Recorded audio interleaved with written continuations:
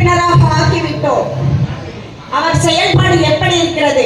உள்ளாட்சி பிரதிநிதி கவுன்சில் என்ற முறையில் 100% எனக்கு தெரியும். வெட்கமாக இருக்கிறது, வேதனையாக இருக்கிறது.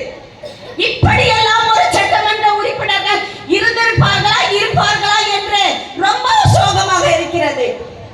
இப்ப அண்மையில் ஆயுத பூஜை வந்ததுங்க. 4 நாள் விடுமுறை விடப்பட்டது. மழைக்காலமும் நெருங்கி விட்டது.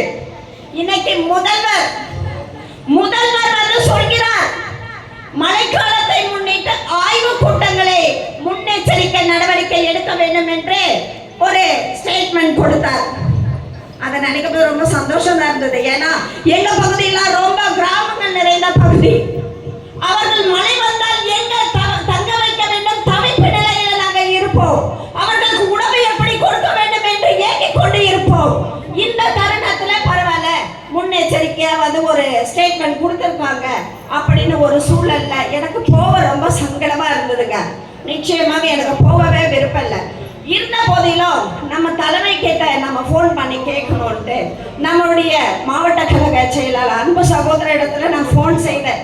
ஆனா இது மாதிரி அந்த எம்எல்ஏ ஒரு ஆய்வு கூட்டம் நடத்துறாரு, அதுல கலந்துக்கலாமான்ட்டு பர்மிஷன் எப்பவுமே கொஞ்சம் பர்மிஷன் இப்படிதான் நான் கேட்டுட்டு தான் நான் எதுவுமே செயல்படுவேன். அப்படி கேட்கும் பொழுதே நிச்சயமாக வியந்தேன்.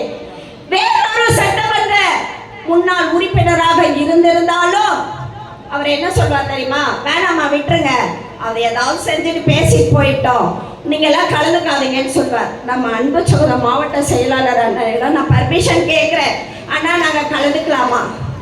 உடனடியாக சொன்ன ஒரு வார்த்தை இன்னமும் நெஞ்சில இருக்குங்க. யாருமே சொல்ல முடியாத ஒரு வார்த்தை. நிச்சயமாக நீங்கள் எல்லாம் கலந்து கொள்ள வேண்டும். அப்பொழுதுதான் மக்களுக்கு என்ன செய்ய முடியும், என்ன செய்ய வேண்டும் என்பதை நீங்கள் அறிய முடியும். அதுல நிச்சயமாக நீங்க கலந்துக்கங்கன்னு சொல்ல ரொம்ப வியப்பா இருந்ததுங்க. யாருங்க சொல்லுவாங்க? யாரு சொல்லுவாங்க? அந்த சூழலில் எனக்கு ரொம்ப வேகம் வந்துருச்சு. ஐயோ, அண்ணா கிட்டே சொல்லிட்டோம், நம்ம கடகடன்னு போகணும், டைம் ஆயிடுச்சுன்னு சொல்லிட்டு எப்படியோ நாங்க மீட்டிங்ல கலந்துக்கணும். பார்த்தா நான் தான் முதல் கவுன்சிலர். அவங்க கட்சியை சார்ந்தவங்க கூட வரல. என்னடா இது தர்ம சங்கடமா இருக்கு, இதுல நம்ம மாட்டிட்டோமே என்று. அப்புறம் பார்த்தா 1 2 3 பேர் வந்தாங்க. சில வீடியோஸ் இவங்க எல்லாம் உட்கார்ந்துட்டு இருந்தாங்க. டிபார்ட்மெண்ட் பார்த்தா அது 1 2. தமிழகத்தில் இருக்கக்கூடிய இத்தனை டிபார்ட்மெண்ட்ல மழைக்காலத்தை முன்னிட்டு ஆய்வு கூட்டத்திற்காக வருகை தந்தது 1 2 3 தான். மற்றவர்கள் வரவில்லை. இது யார் ஆணையிட்டது? முதல்வர். யோசிக்கிறாங்க, ஒரு தமிழ்நாட்டை ஆளக்கூடிய முதல்வர் ஆணையிட்டதன் அடிப்படையிலே எந்த துறை அதிகாரிகளும் வரவில்லை என்றால் ஆய்வு கூட்டமா? வெக்கமாக இருக்கு. அப்படியே புண்ணி குறுகி உட்கார்ந்தோம், பேசுறாங்க. அப்பொழுது நானும் ஒரு சிலதெல்லாம் கேட்டேன். மீன்வளத்துறை வந்திருக்காங்கன்னு கேட்டோம். இல்ல வந்துனே இருக்காங்க நாங்க. ஐவேஸ் வந்திருக்காங்க கேட்டோம், அவங்களும் வந்துனே இருக்காங்க நாங்க. மெடிக்கல் வந்திருக்காங்கன்னு கேட்டோம், அவங்களும் இன்னும் வரல. அதுக்கு எதுக்குங்க ஆய்வு கூட்டம்? யாரை வச்சுங்க ஆய்வு கூட்டம்? யாரை கேட்டுங்க நம்மளுடைய மக்களுக்கு சில பிரச்சனைகளை ரெக்டிஃபை பண்ணி கொடுக்க முடியும்?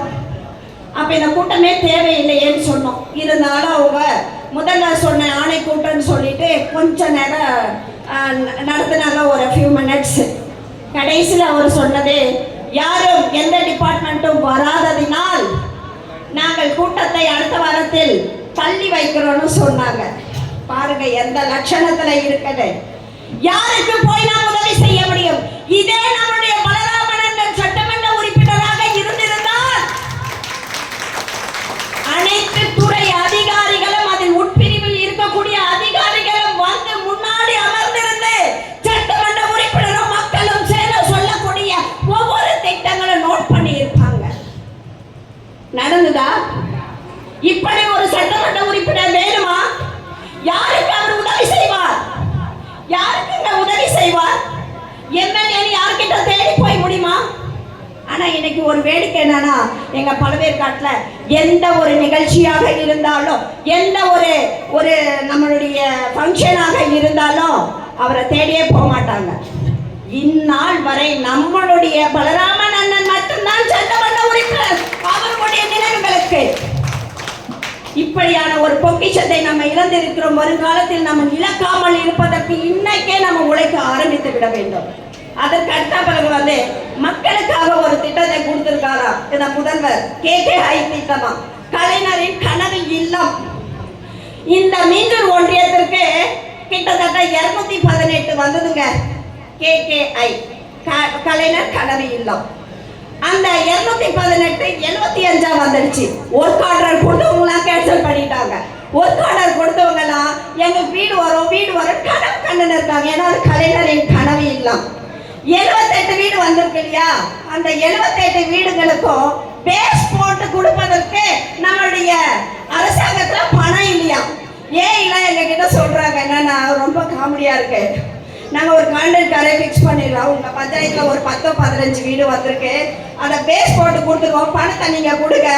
பிறகு கலைஞருடைய கனவு இல்லத்திற்கு பட்ஜெட்டில் நம்மளோட நிதி ஒதுக்கீடு செய்யும் போது உங்களுக்கு கொடுத்துட்றோம்.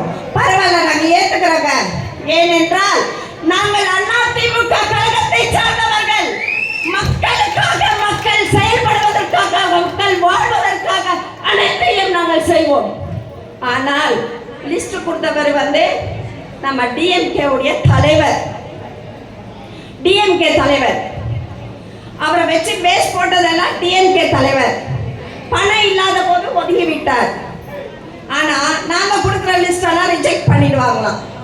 பேர் எடுத்து அவர்கள் நாம பணத்தை செலுத்த வேண்டிய சூழல் இருந்த போதிலும் இந்த தருணத்தில தான் நாடு இயங்கிக் கொண்டிருக்கிறது. அதற்கு அடுத்தாற் போல நாம எங்க ஓட்டு இழக்கிறோம் என்று எனக்கு தெரிந்த ஒரு சில நினைவுகள் இருக்கக்கூடிய சில கருத்துக்களை ஐயா கிடத்துல நான் சொல்ல விருப்பப்படுறேன். ஐயா, கிராமங்கள்ல நம்ம ஓட் பேங்க் எங்க இழக்கிறோம்னா, இன்னைக்கு 100 நாள் வேலை வாய்ப்பு திட்டத்துல தான் மகளிர் எல்லாம் ஒன்று சேரக்கூடிய வாய்ப்பு இருக்கிறது. அதுல ஹாட் டைம்னு ஒண்ணு இருக்கு. அதாவது 11ல இருந்து 12 வரைக்கும் இந்த டைம்ல மகளிர் அரசியல் பேசுவாங்க. மகளிர் அரசியல் பேசுறாங்க. மகளிர் மாற்றத்தை கொண்டு வருவதற்கு அங்கதான் கரு உருவாகிறது. பெண் சக்தி தான் மாற்றத்தை ஏற்படுத்துகிறார்கள் என்று சிலர் குறைகள் சொன்னார்கள்.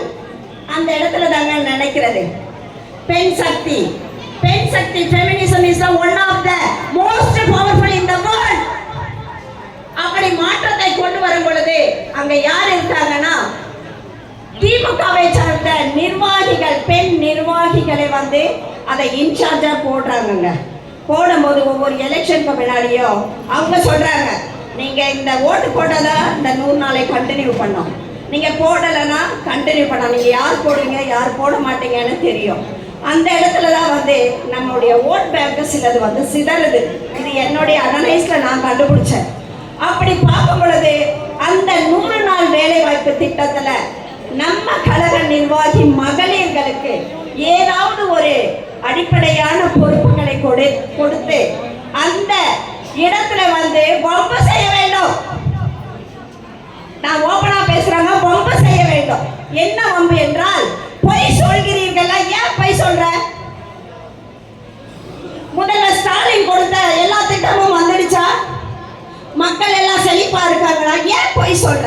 பொய் சொல்லக்கூடிய வம்பு இழுக்கக்கூடிய நம்ம செயல்முறை திட்டங்களை போடுவதன் முன்னால் அங்க அரசியல் பேசுவது களையப்படும். அங்க பிரச்சனைகள் வராது. ஒவ்வொருவரும் தன்னிச்சையாக அவர்கள் யாருக்கு நல்லது செய்து அவர்கள் ஓட் அளிக்க வேண்டும் என்பதனை அவர்கள் தீர்மானிப்பார்கள். இந்த ஒரு நிதர்சன உண்மையை தெரிவிக்க கடமைப்பட்டிருக்கிறேன். ஆகையால் எனக்கு கொடுத்த டைம் முடிஞ்சிடுச்சுன்னு எனக்கு ஆர்டர் வந்துடுச்சு. இருந்த போதிலும் வரக்கூடிய நம்மளுடைய ஆட்சி நல்லாட்சியாக மலர வேண்டும். இப்போ ஒவ்வொருவரும் சோழவரம்